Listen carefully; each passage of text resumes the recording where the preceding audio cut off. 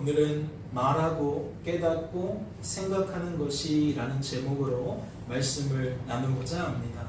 말씀을 보실까요? 제9시 기도 시간에 베드로와 요한이 성전에 올라갈 새 나면서 못 걷게 된 이를 사람들이 메고 오니 이는 성전에 들어가는 사람들에게 구걸하기 위하여 날마다 미문이라는 성전문에 두는 자라. 말씀을 통해 무엇을 깨닫게 되십니까? 한편에서는 기도하기 위해 성전을 찾은 사람들이 소개되고 한편에서는 구걸하기 위해 성전을 찾은 사람들이 소개되고 있다는 것을 깨닫게 되십니까? 말씀은 지금 전혀 다른 의도를 가지고 성전을 찾아온 사람들을 소개하고 있다는 것을 깨닫게 되시냐는 거예요. 그렇다면 묻지 않을 수가 없죠. 한 사람 한 사람에 대해서 좀 상고해 볼 건데, 우선 기도하기 위해 성전을 찾아온 사람들을 주목해 볼까요? 말씀을 보니까 기도하기 위해 성전을 찾은 사람들은 누굽니까? 예, 베드로와 요한입니다.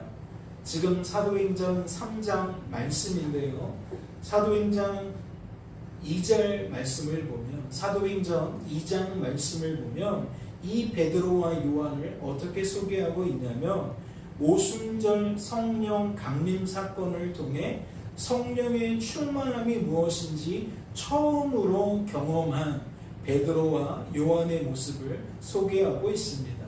말씀을 같이 보실까요? 지금 무엇을 살피는 거죠? 기도하러 온 사람들의 그 면모를 살피는 거예요. 그들은 어떠한 상황이었고 어떠한 상태였는지를 알아보고 있는 겁니다.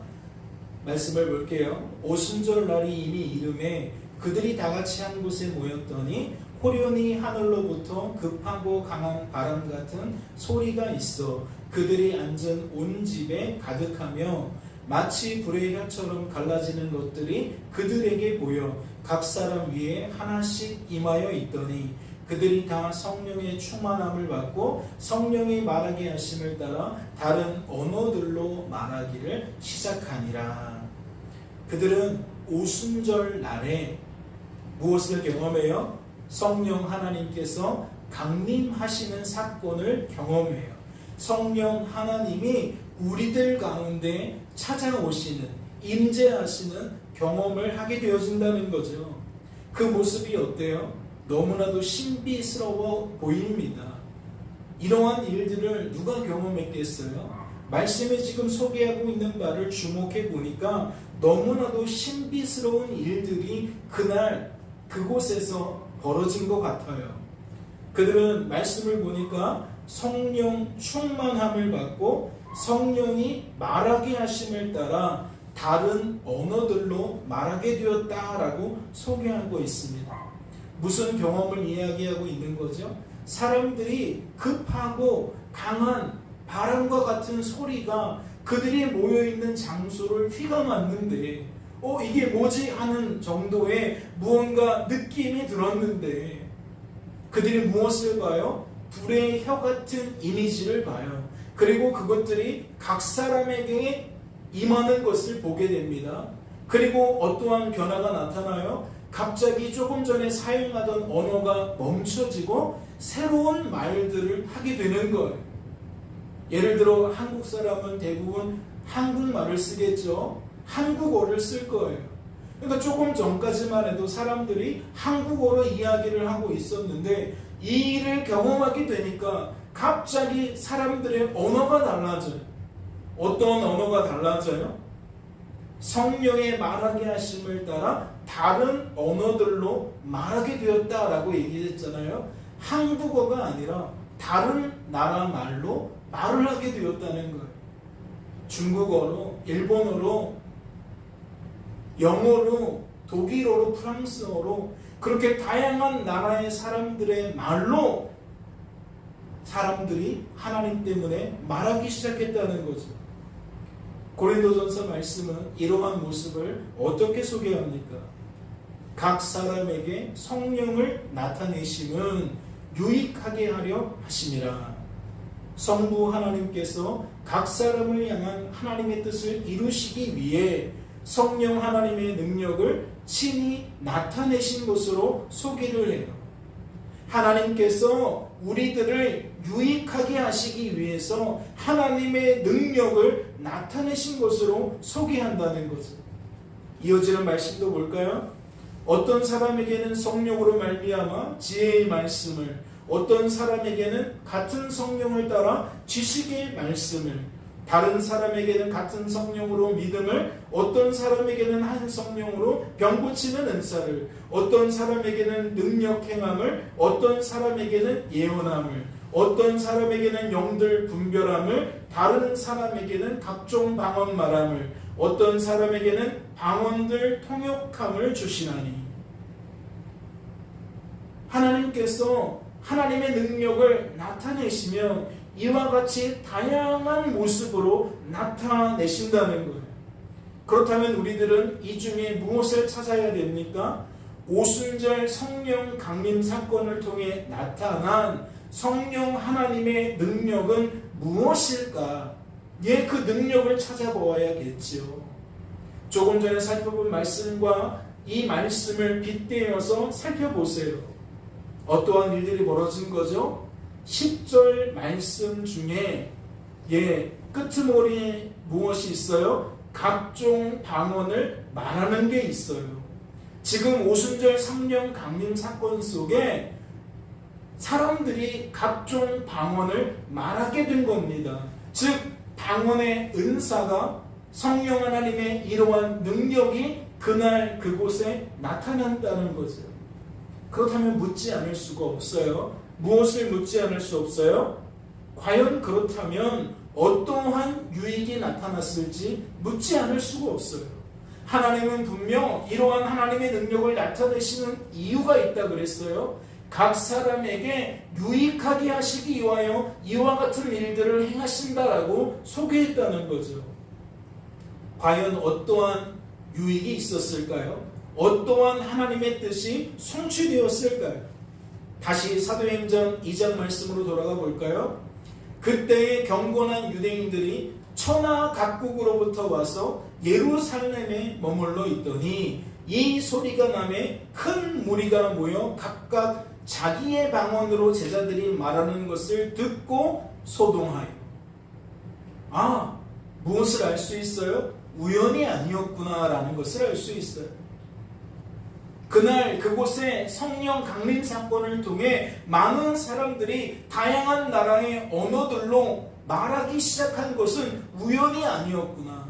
무언가 하나님이 일하시기 위하여 이와 같은 일들을 준비하시고 그날 그곳에서 실행하신 거구나. 우리는 확실히 알 수가 있어요. 하나님의 뜻이 이루어지는 사건이구나. 우리는 알 수 있다고요. 왜 그렇죠? 그날 그곳에 누가 있었어요? 다양한 나라에 살고 있었던 유대인들이 유월절을 지키기 위해 예루살렘에 모였다는 거예요.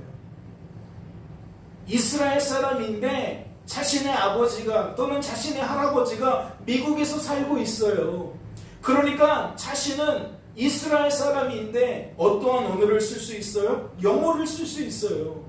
어떤 사람은 일본말을, 어떤 사람들은 중국말을, 그렇게 각각 자기가 흩어져서 살고 있는 그 지역의 언어들로 그들은 말할 수 있다는 거죠. 그런데 예루살렘에 와서 보니까 사람들이 깜짝 놀라는 거예요. 큰 소리가 들려서 사람들이 많이 모이게 되었는데, 모여서 그 소리를 듣다 보니까 이게 무슨 소리예요? 내가 살고 있는 그 지역의 언어인 거예요.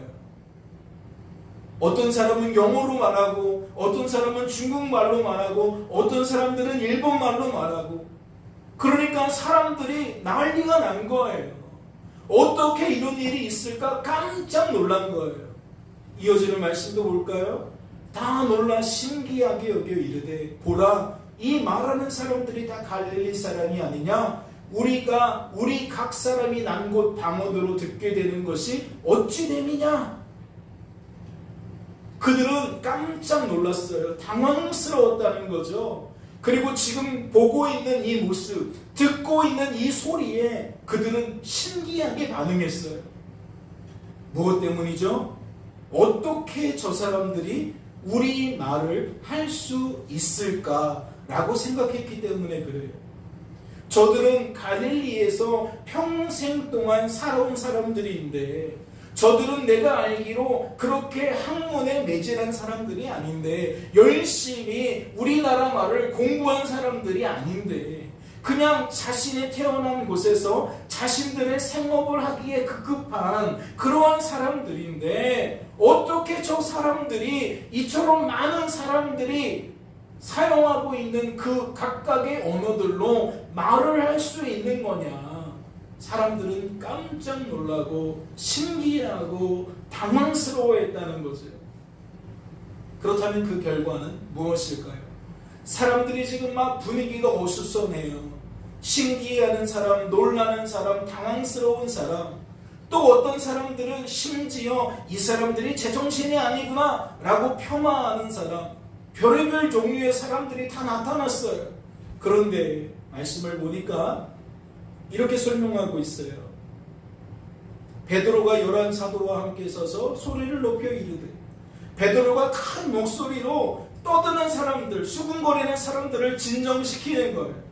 유대인들과 예루살렘에 사는 모든 사람들아, 이 일을 너희로 알게 할 것이니 내 말에 귀를 기울이라. 내가 지금부터 왜 이런 일들이 벌어졌는지 설명해 줄 테니까 잠시 나에게 귀를 기울여라. 내 하는 말에 관심을 가져달라. 지금 그렇게 얘기를 하고 있는 거예요. 그리고 어떤 말을 쏟아냅니까? 누구든지 주의 이름을 부르는 자는 구원을 받으리라 하였느니라.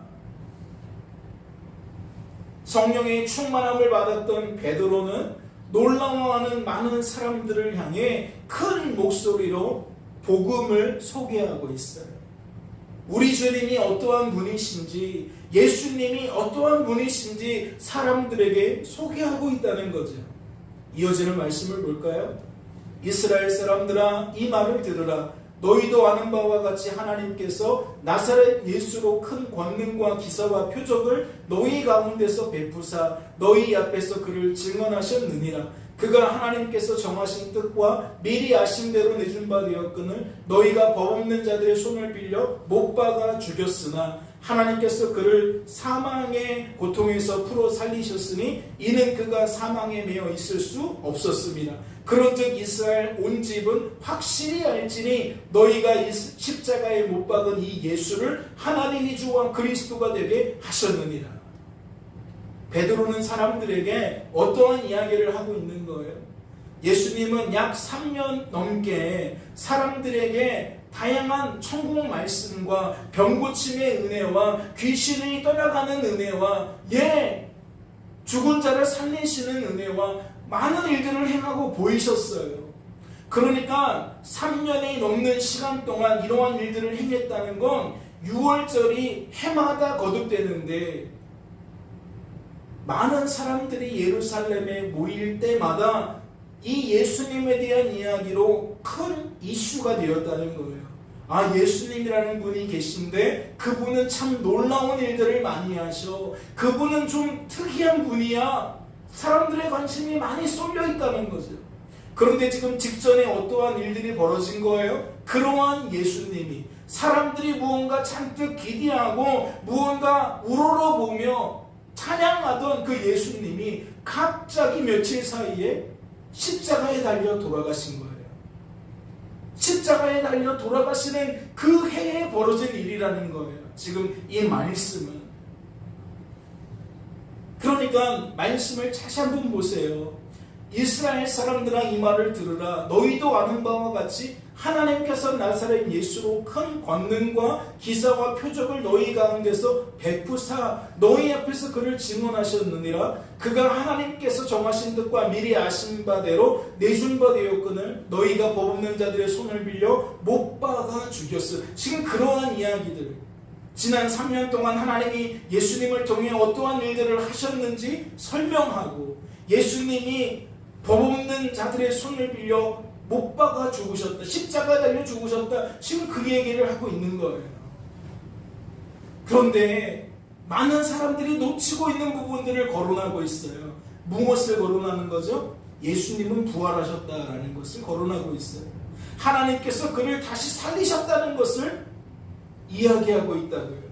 그러면서 어떻게 소개해요? 이는 그가 사망에 매여 있을 수 없었음이라. 그런즉 이스라엘 온 집은 확실히 알지니 너희가 십자가에 못 박은 이 예수를 하나님이 부활하게 하심으로, 죽으시고 부활하게 하심으로 무엇이 되게 하셨다? 주님과 그리스도가 되게 하셨다.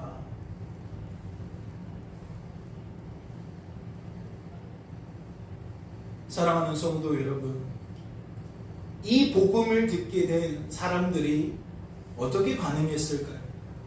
직전에 너무나도 기이한 광경으로 여기며 깜짝 놀라고 신기해하고 당황스러워했던 사람들이 베드로가 하는 이 복음 메시지를 듣고 어떻게 반응하게 되었겠냐는 겁니다. 말씀을 보니까 이렇게 소개해요. 그들이 이 말을 듣고 마음에 찔려. 왜 마음에 찔렸다는 걸까요?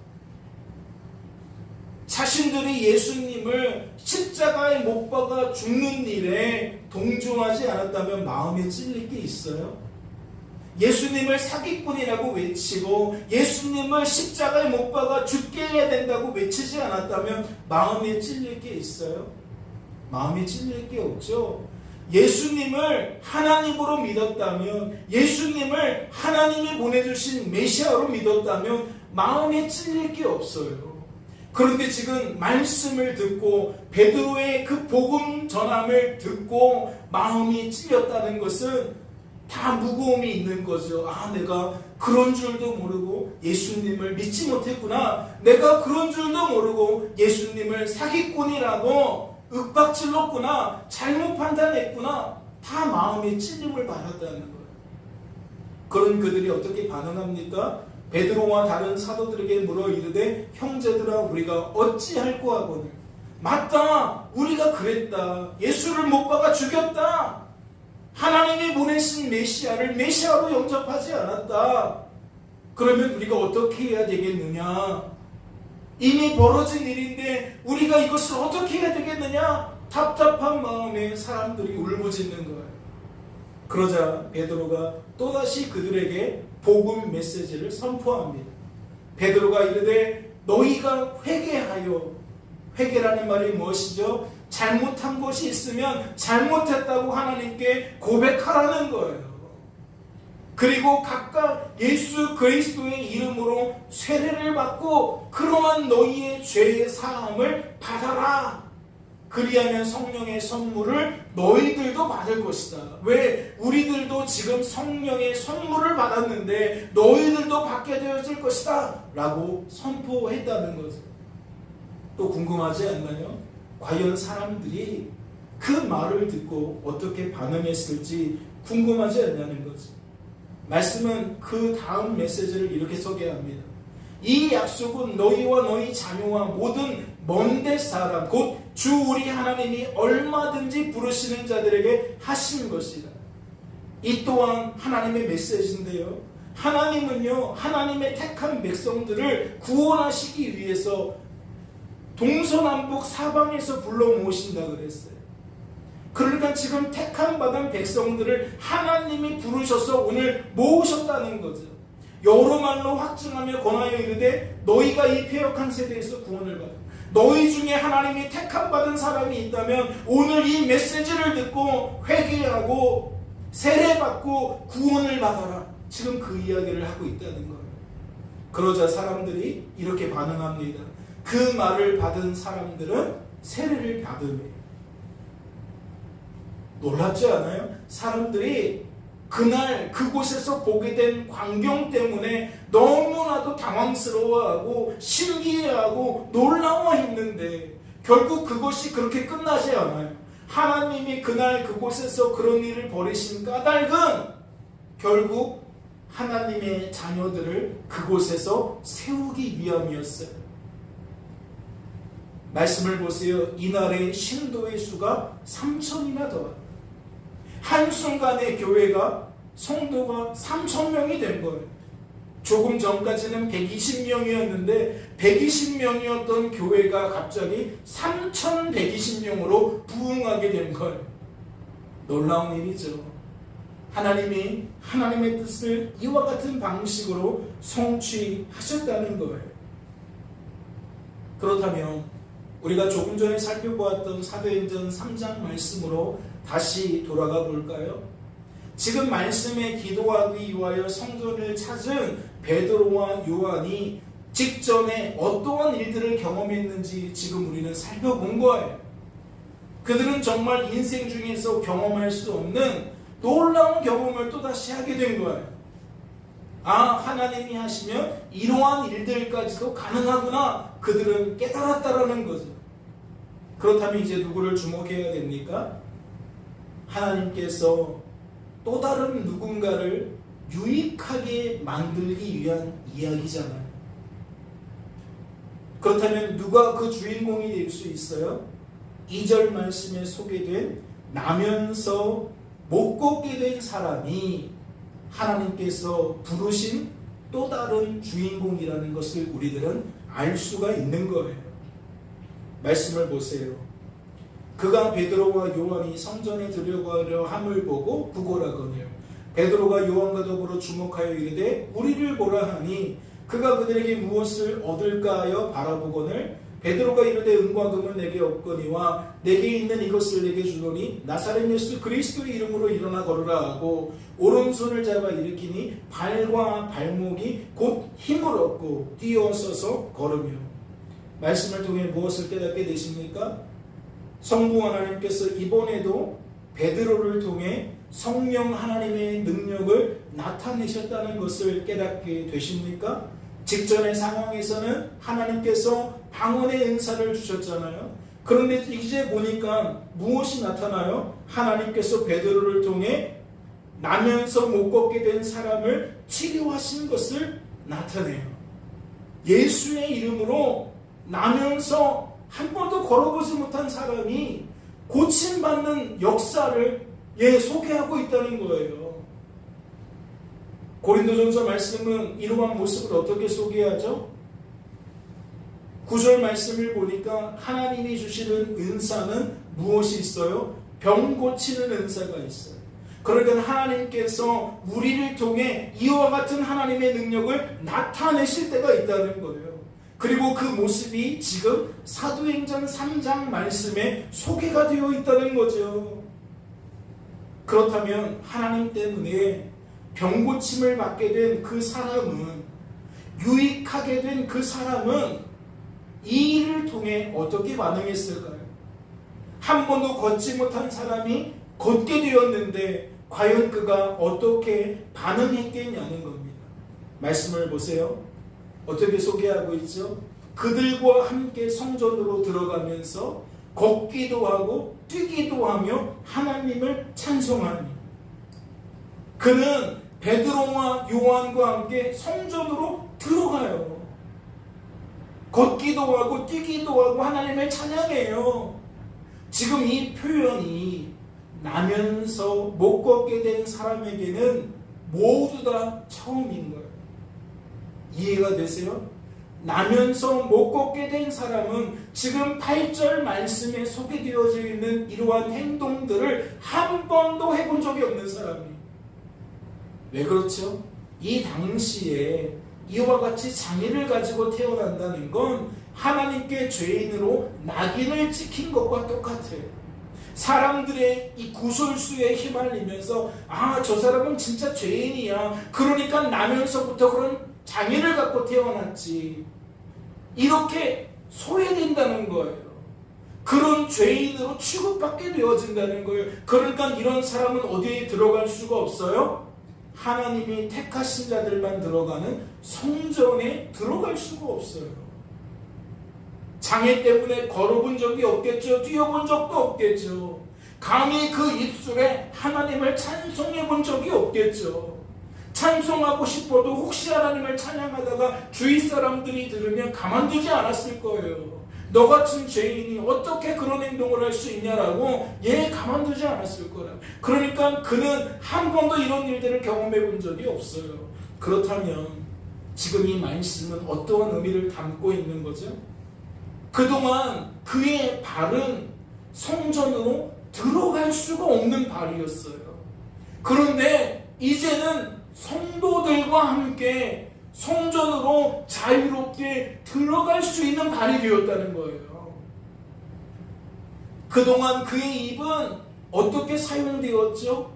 구걸하는 입으로 사용되었어요. 날 좀 도와주세요. 날 좀 도와주세요. 이 입으로 늘 그렇게 내 스스로의 그 생명 연장을 위해서 사람들에게 구걸할 수밖에 없는 입술이었다. 그런데 지금은 뭐예요? 하나님을 찬송하는 입이 되고 있어요. 사람들에게 나 좀 도와주세요 라는 입술이 멈춰지고, 하나님께서 나를 도와주셨습니다, 하나님께서 나를 고쳐주셨습니다 라고 하나님을 찬송하는, 그것도 자유롭게 찬송할 수 있는 입이 되었다는 거예요. 그가 하나님을 찬송할 때 그를 가로막을 자가 없어요. 왜요? 하나님도 그의 죄를 용서하신 거로 사람들은 받아들이거든요. 장애를 갖고 있었던 사람이 그 장애를 벗었다는 것은 하나님께서 그의 죄를 용서해 주셨다는 의미로 사람들은 받아들였단 말이에요. 그러니까 아무도 제재를 가하지 않죠. 일생 중에 그러한 유익을 누려본 적이 없는데 그는 그날 그곳에서 그러한 유익을 누릴 수 있게 되었다는 거예요. 함축하자면 그는 구원받은 성도가 누릴 수 있는 진정한 유익을 병에서 고침받게 되어졌을 때에 함께 누릴 수가 있었다는 거죠. 너무나도 놀라운 사건이 2장에 이어서 3장에 이와 같이 소개되어져 있는 거예요. 그런데 말씀을 보세요. 이렇게 끝나는 줄 알았는데 말씀이 끝나지가 않아요. 모든 백성이 그 걷는 것과 하나님을 찬송함을 보고, 그럼 여기서 말하는 모든 백성은 누구죠? 그날 그곳에서, 즉 성전에 둘러앉아서 자유롭게 왕래하던 수많은 사람들을 이야기하는 거예요. 나면서 걷지 못하게 된 그 사람이 벌떡 일어나서 걷기도 하고 뛰기도 하며 하나님을 찬양하는 그 모습, 성전을 들었다 나갔다 하는 그 자유로운 모습을 보고, 그가 본래 성전 미문에 앉아 구걸하던 사람인 줄 알고 그에게 일어난 일로 인하여 심히 놀랍게 여기니라. 심히 놀랍게 여기니라. 여러분, 말씀 속에서 지금 이 대목에 관심을 가지셔야 됩니다. 왜 그렇죠? 2장 말씀에서도 이러한 표현을 사용했거든요. 심히 놀랍게 여기며 무엇하더라? 놀라니라. 그런데 2장에서 어떠한 표현을 사용했습니까? 다 놀라 신기하게 여겨 이르되, 다 놀라며 당황하며. 각종 망언을 말할 때 사람들이 그렇게 반응했듯이 지금 3장 말씀은 어떻게 반응하는 거예요? 나면서 걷지 못하던 사람이 일어나 걷기도 하고 뛰기도 하면서 하나님을 찬양하며 성전을 들락날락 거리니까 사람들이 또 그걸 보고 놀랍게 여기는 거예요. 패턴이 2장과 비슷하죠? 유사하죠? 그런데 그것만 유사한 게 아니에요. 사람들이 어떻게 이런 일이 일어나지? 놀랍게 여길 때에 또 어떤 일들이 벌어집니까? 이번에도 베드로가 그 놀라워하는 사람들에게 또 말하기 시작합니다. 어떠한 말을 하기 시작했을까요? 2장에서처럼 복음을 선포하기 시작합니다. 이스라엘 사람들아, 이 일을 왜 놀랍게 여기느냐? 우리 개인의 권능과 경건으로 이 사람을 걷게 한 것처럼 왜 우리를 주목하느냐? 너희가 거룩하고 의로운 일을 거부하고 도리어 살인한 사람을 놓아주기를 구하여 생명의 주를 죽였도다. 그러나 하나님이 죽은 자 가운데서 그를 살리셨으니 우리가 이 일의 증인이라. 그 이름을 믿음으로 그 이름이 너희가 보고하는 이 사람을 성하게 하였나니 예수로 말미암아 난 믿음이 너희 모든 사람 앞에서 이같이 완전히 낫게 하였느니라. 그가 증거한 복음 메시지가 2장 말씀과 많이 닮아있죠. 다시 말씀을 보세요. 베드로는 어떻게 얘기를 합니까? 또 그 얘기를 언급하고 있어요. 너희가 예수님을 거부했다. 너희가 살인자를 놓아주고 예수님을 십자가에 못 박았다. 하지만 하나님은 죽은 자 가운데서 예수님을 다시 살리셨다. 우리가 이것을 직접 보았다. 우리가 이 일의 증인이다. 그리고 그는 어떻게 말합니까? 이 사람이 병고침을 받게 된 것은 바로 그 하나님께서 다시 살리신 예수의 이름으로 말미암아다. 예수님 때문에 이 사람은 완전히 낫게 된 것이다. 지금 그 이야기를 하고 있는 거예요. 과연 그 결과는 어떠했을까요? 2장 말씀의 결과와 같이 3장 말씀은 어떠한 결과를 맺겠냐는 겁니다. 말씀을 보세요. 말씀을 들은 사람 중에 믿는 자가 많으니 남자의 수가 약 5천이나 되었더라. 2장 말씀에 소개되었을 때에는 3천 명이라고 했어요. 그런데 지금 이 사건을 통해서는 얼마의 사람이 돌아왔어요? 5천 명이 돌아왔어요. 120명이 3,120명으로 이제는 몇 명으로? 8,120명으로. 교회가 이렇게 급하게 성장할 수도 있구나. 예, 비전입니다. 우리 생수아동교회는 많이 부흥이 안 되고 있는데 하나님이 역사하시면, 하나님의 뜻이면 이와 같이 급하게 성장할 수 있는 거예요. 그러니 모든 만사에 우리는 하나님을 인정하고 하나님만 바라보고 주어진 삶에서 감사해야 될 줄로 믿습니다. 사랑하는 성도 여러분, 지금 간략하게 두 사건을 소개해드렸습니다. 여러분은 이 두 사건을 통해 무엇을 깨닫게 되십니까?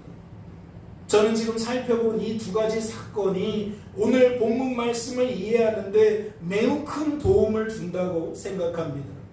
말씀을 보세요.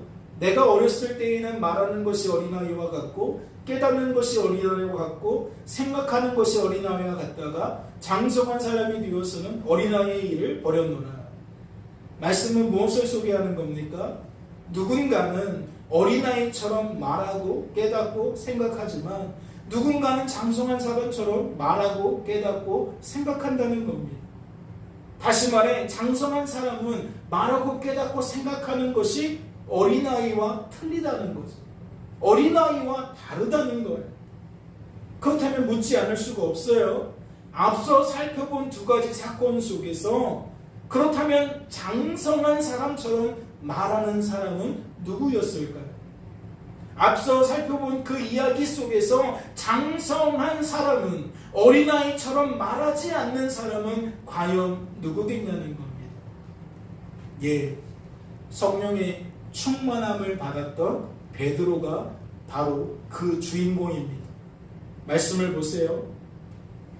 하나님이 말씀하시기를 말세에 내가 내 영을 모든 육체에 부어주리니 너희의 자녀들은 예언할 것이요 너희의 젊은이들은 환상을 보고 너희의 늙은이들은 꿈을 꾸리라. 그때에 내가 내 영을 내 남종과 여종들에게 부어주리니 그들이 예언할 것이요. 그는 주의 제자들이 성령의 충만함 속에서 각종 방언을 말하게 된 것을 어떻게 말하고 있습니까? 하나님께서 예비하신, 하나님께서 약속하신 하나님의 말씀대로 하나님이 성취하셨다라고 말하고 있습니다. 즉 지금 말씀에서 소개하고 있는 말세에 내가 내 영을 모든 육체에 부어주겠다. 내가 내 영을 내 남종과 여종에게 부어주겠다. 그 사건이 무엇이라는 거예요? 조금 전에 우리들이 경험한 갑자기 다양한 나라의 언어들로 말하기 시작하는 그 사건이라는 거예요. 성령 강림 사건을 통해 하나님의 영이 부어져서 하나님 때문에 각종 방언을 말하기 시작하는 바로 그 사건이 바로 이와 같은 하나님의 약속의 성취다라고 말하고 있다는 거죠. 특별히 우리가 주목할 것은 그가 이 일을 요엘 선지자를 통해 하나님께서 예언하신 말씀의 성취로 말하고 있다는 거예요. 이는 무엇을 방증하죠? 베드로는 이 일을 요엘 선지자를 통해 하나님께서 예언하신 말씀의 성취로 무엇하고 있었다는 거예요? 생각하고 있었다는 거예요. 왜 갑자기 우리가 한국말 쓰다가 영어로 말을 하는 거지? 저 사람은 왜 중국말 하는 거지? 저 사람은 왜 일본말 하는 거지? 왜 이런 일들이 우리 가운데 나타나는 거지? 그 답을 베드로는 어떻게 여기고 있었다? 요엘 선지자를 통해 약속하신 그 약속의 말씀이 지금 오늘 이곳에서 성취되는 거구나 라고 생각하고 있었다는 거예요. 깨닫고 있었다는 거죠. 그러니까 그는 사람들 앞에서 이와 같이 담대하게 말하게 되었다는 겁니다. 그렇다면 묻지 않을 수 없어요. 왜 이런 일들이 가능했을까요? 베드로가 경건했기 때문일까요? 다시 말해 베드로에게 그 이유가 있었겠냐는 거예요. 말씀을 보세요. 그때의 경건한 유대인들이 천하 각국으로부터 와서 예루살렘에 머물러 있더니 우리 각 사람이 난곳 방언으로 듣게 되니 어찌 됨이냐. 다 놀라며 당황하여서 이르되 어찌 된 일이냐. 여러분, 그날 그곳에서 각종 방언 말함을 듣고 깜짝 놀란 사람들, 의구심을 갖게 된 사람들, 말씀은 어떻게 소개하고 있습니까? 날라리 신자라고 소개하고 있습니까? 교회 다닌 지 얼마 되지 않은 사람들이라고 소개하고 있습니까? 아니요. 경건한 유대인들이라고 소개하고 있습니다. 말씀에 경건한 유대인들이라는 표현은 하나님에 대하여 진심인 사람들입니다. 하나님에 대하여 전심인 사람들입니다. 신앙생활 누구보다 열심히 하는 사람들이라는 거예요. 남들보다 열심히 말씀 읽고 남들보다 열심히 기도하고 남들보다 열심히 말씀에 순종하기 위하여 애쓰는 사람들이라는 거예요. 그러한 진보를 나타내는 열매를 나타내는 사람들을 일컬어 경건한 사람들이라고 소개한다는 거죠. 그런데 말씀은 무엇을 방증하는 겁니까? 경건하지만 남들과 달랐지만 그들은 그렇게 생각할 수가 없었다는 거예요. 매일 말씀을 붙들고 살지만 매일 기도하며 살지만 지금 눈앞에 펼쳐지는 광경을 보면서 이것이 그것이구나 라고 생각하는 사람이 없었다는 거죠. 깨닫는 사람이 없었다는 거예요. 그러니까 이구동성으로 하나같이 무슨 말을 쏟아냅니까? 이 일이 어찌 된 일이냐라고 말하기 시작하는 거예요. 다시 여쭙겠습니다. 그렇다면 무엇 때문일까요? 베드로는 어떻게 이 일을 그렇게 생각하고 깨닫고 말했냐는 거죠. 저는 이 일이 우연이 아니라고 생각해요. 거저된 일이 아니라고 생각해요. 그리고 베드로가 한 일이라고 생각하지도 않아요. 이 일은 오직 하나님께서 하신 일인 줄로 믿습니다. 그 근거가 뭐죠? 말씀을 보세요. 이건 사도행전이 아니라 고린도전서입니다. 고린도전서 12장 6절, 7절, 8절을 보니까 뭐라고 되어 있죠? 또 사역은 여러 가지나 모든 것을 모든 사람 가운데서 이루시는 하나님은 같으니 각 사람에게 성령을 나타내심은 유익하게 하려 하심이라.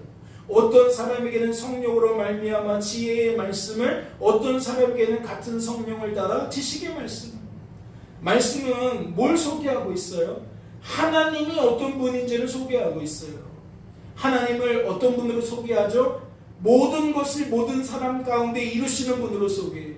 베드로라면 베드로를 통해 이와 같이 사역하게 하신 분은 누구다? 하나님이시다.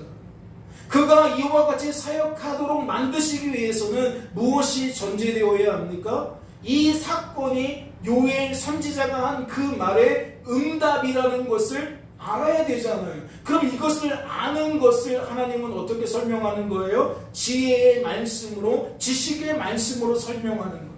하나님이 베드로에게 보자마자 깨닫게 하셨다는 거예요. 너희들이 지금 경험하고 있는 것은 과거의 요엘 선지자가 예언한 그 메시지의 성취야. 하나님이 지혜의 말씀으로, 지식의 말씀으로 베드로에게 이 사건을 풀어주셨다는 거예요.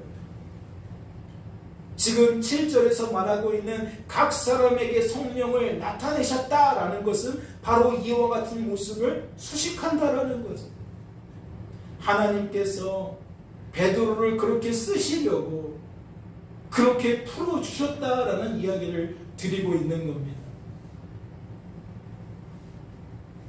그렇다면 베드로가 장성한 사람처럼 말했다는 것을 나타내는 또 다른 증거는 무엇일까요? 두 가지로 살펴볼 건데, 첫째는 사도행전 2장 22절 말씀입니다. 하나님께서 나사렛 예수로 큰 권능과 기사와 표적을 너희 가운데서 베푸사 너희 앞에서 그를 증언하셨느니라. 베드로는 하나님의 일하심을 어떻게 말하고 있습니까? 성부 하나님께서 성자 하나님이신 예수님을 통해 성령 하나님의 능력을 나타내신 것으로 말하고 있어요. 다시 말해 베드로는 조금 전에 우리가 살펴본 그 고린도전서 말씀처럼 하나님의 일하심을 정확하게 말하고 있다는 거죠. 이해가 되세요? 예수님의 독자적인 사역이 아니라는 거예요. 예수님 스스로의 권능과 기사와 표적을 나타내는 것만이 아니라는 거죠. 하나님이신 예수님이시니까 그렇게 하실 수 있어요. 그런데 이 말씀의 구도를 잘 생각해 보세요. 말씀은 철저하게 삼위일체이신 하나님을 말하고 있는 거예요. 성부 하나님께서 성자 하나님이신 예수님을 통해 성령 하나님의 능력, 곧 권능과 기사와 표적을 너희 가운데서 베푸셨다, 나타내셨다. 그러면 고린도전서 12장 말씀과 틀린 게 아무것도 없잖아요. 그런데 지금 이 이야기를 누가 말하고 있는 거예요? 베드로가 말하고 있는 거예요. 베드로가. 이는 무엇을 방증하는 겁니까? 베드로는 장성한 사람처럼 생각을 하고 있었다는 거예요. 아, 이 일은 그런 거지. 예수님의 사역은 그런 거지. 그렇게 생각하고 그렇게 깨닫고 있었기 때문에 사람들 앞에 복음을 외칠 때에 성부 하나님께서 성자 하나님을 통해 성령 하나님의 능력을 나타내신 것이다 라고 정확하게 표현하고 있다는 거지. 또한 3장 말씀입니다. 베드로가 이것을 보고 백성에게 말하되 이스라엘 사람들아 이 일을 왜 놀랍게 여기느냐? 우리 개인의 권능과 경건으로 이 사람을 걷게 한 것처럼 왜 우리를 주목하느냐? 주의 제자들이 각종 방언을 말하는 모습을 보게 된 경건한 유대인들이 누구를 주목했어요? 하나님을 주목했어요? 하나님의 말씀을 주목했어요? 하나님께서 하신 일을 주목했어요? 아니에요. 사람들은 누구를 주목했어요? 삶의 결과를 보면서 그 사람과 환경을 주목했어요. 이 사람들 갈릴리 사람들인데 이게 뭔 일이야? 왜 이 사람들이 이런 말을 쓸 수 있지? 어떻게 이런 말을 표현할 수 있지? 이해할 수가 없었어요. 왜? 사람만 보고 환경만 보니까.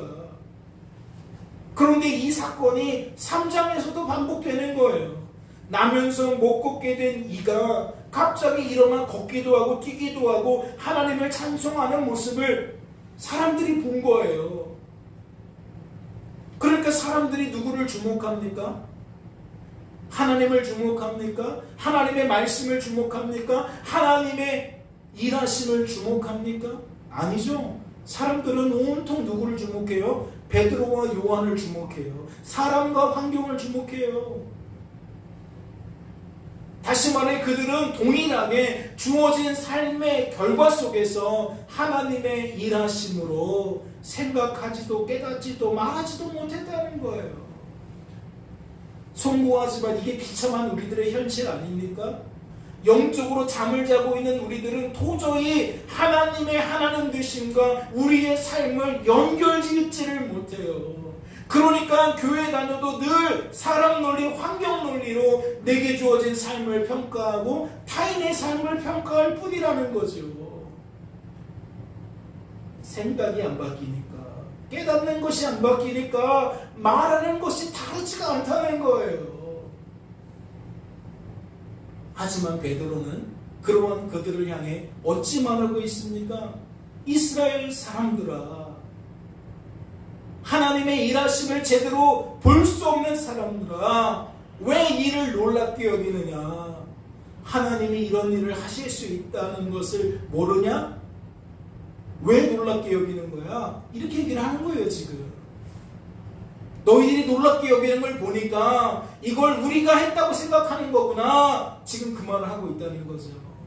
내가 열심히 공부해서 우리 부모님이 나에게 좋은 학원들을 많이 보내주셔서 내가 남들보다 재수가 좋아서 지금 이렇게 좋은 대학에, 좋은 직장에, 또는 좋은 가정을 꾸리고 떵떵거리며 살게 되는 거구나 라고 생각하는구나. 너희들 그 착각이다. 이건 우리가 한 일이 아니다. 왜 우리가 한 일처럼 우리를 주목하느냐? 지금 베드로가 그 이야기를 하고 있는 거예요. 이는 어떠한 논리가 통용되는 겁니까? 하나님께서 예수님을 통해 성령 하나님의 능력을 나타내신 것처럼 하나님은 지금 나를 통해 성령 하나님의 능력을 나타내신 것이다. 그러면 너희들이 응당 나를 주목할 게 아니라 하나님을 주목하는 게 마땅하지 않겠느냐? 지금 그 이야기를 하고 있는 거예요. 이해가 됐어요? 베드로가 왜 장성한 사람처럼 삶을 깨닫고 생각하고 말하고 있다고 말하는 것인지 이해가 되시냐고요. 어린아이 얘기하고 장성한 사람 얘기하니까 우리는 철든 사람들 이야기로 착각해요. 변화시켜요. 어릴 때에는 부모 마음도 모르고 나밖에 몰라서 맨날 달라고 하다가 나중에 좀 크면은 부모님이 나에게 이렇게까지 아이고 감사합니다. 그런데 부모님은 이제 돌아가시는 거죠. 그러면 아이고 있을 때 잘할 걸. 그런 세상 사람들의 스토리로 풀어갈 때가 많아요. 여러분 지금 말씀은 그런 얘기를 하고 있는 게 아닙니다. 내가 어렸을 때에는 말하는 것이 어린아이와 같고 깨닫는 것이 어린아이와 같고 생각하는 것이 어린아이와 같다가 장성한 사람이 되어서는 어린아이의 일을 버려놓으라. 성부 하나님께서 하나님의 뜻을 이루시기 위해 예수님을 통해 성령의 능력을 나타내신 것처럼 우리들을 통해 성령의 능력을 나타내시는 거예요. 그러면 우리가 응당 누구를 주목하는 게 마땅합니까? 하나님을 주목하는 게 마땅하죠. 베드로를 통해서라고 말씀을 드렸잖아요. 그러면 그 베드로의 자리에 누가 들어갈 수 있는 겁니까? 예수님의 자리에 베드로가 들어간 것처럼 베드로의 자리에는 우리의 부모님이 들어갈 수 있는 겁니다. 우리의 친구가, 선생님이, 즉 하나님께서 사용하시는 모든 사람들이, 모든 환경들이 그 자리에 들어갈 수 있는 거예요. 여러분 우리의 삶이 그런 삶이라는 거예요. 내게 주어진 하루 속에서 내가 보고 듣고 말하게 되는 그 삶들은 우리 하나님께서 주관하시고 통치하시는 그러한 삶들이라는 거죠. 그렇다면 장성한 사람들은 어떻게 말한다는 거예요? 하나님께서 하신 일을 하나님께서 하신 일로 깨닫고 생각하기에 그리 말한다는 거예요. 누구처럼? 베드로처럼. 여러분은 어린아이입니까? 장성한 사람입니까? 나이가 70이 되고 90이 되어도 목사님 그거밖에 할 줄 모르면 어린아이입니다. 남편이, 아내가 어린아이입니다. 여전히 사람, 환경, 그러한 이야기들만 쏟아내고 있다면 어린아이라는 거예요. 심지어 목회자라도 이 강단에서 그렇게 사람 얘기, 환경 얘기만 줄줄이 쏟아내고 있다면 그는 어린아이라는 거예요. 오늘 말씀은 장성한 사람 무엇인지 밝게 드러내고 있는 말씀입니다. 바라기는 남은 한 주간의 삶 속에서 하나님 때문에 장성한 사람이 되어서 어린아이 같은 말과 깨닫는 것과 생각하는 것을 버리는 저와 여러분 되어주시기를 주님의 이름으로 소망합니다. 잠시 기도합니다. 하나님 아버지 감사합니다. 우리를 사랑하셔서 오늘도 이렇게 부르시고 하나님 잔치에 참여케 하셨습니다. 이 잔치에 먹을 것이 너무 빈약합니까? 하나님, 그지만 하나님은 우리에게 필요한 만큼은 다 주셨는 줄로 믿습니다. 말씀을 깊이 상고하게 하여 주시고 그 말씀 속에서 나를 향하신 하나님의 뜻과 마음을 깨달아 남은 한 주간의 삶 속에서도 그 말씀을 통해 역사하실 하나님을 기대하며 그 하나님과 동행하며 하나님을 주목할 수 있도록 하나님의 뜻을 주목할 수 있도록 하나님께서 하신 일을 주목할 수 있도록 사모할 수 있도록 주님 축복하여 주시옵소서. 주께서 우리를 붙들어 주실 줄로 믿고 감사드리며 이 모든 말씀 우리를 죄에서 구원하신 예수님의 이름으로 기도하옵나이다. 아멘.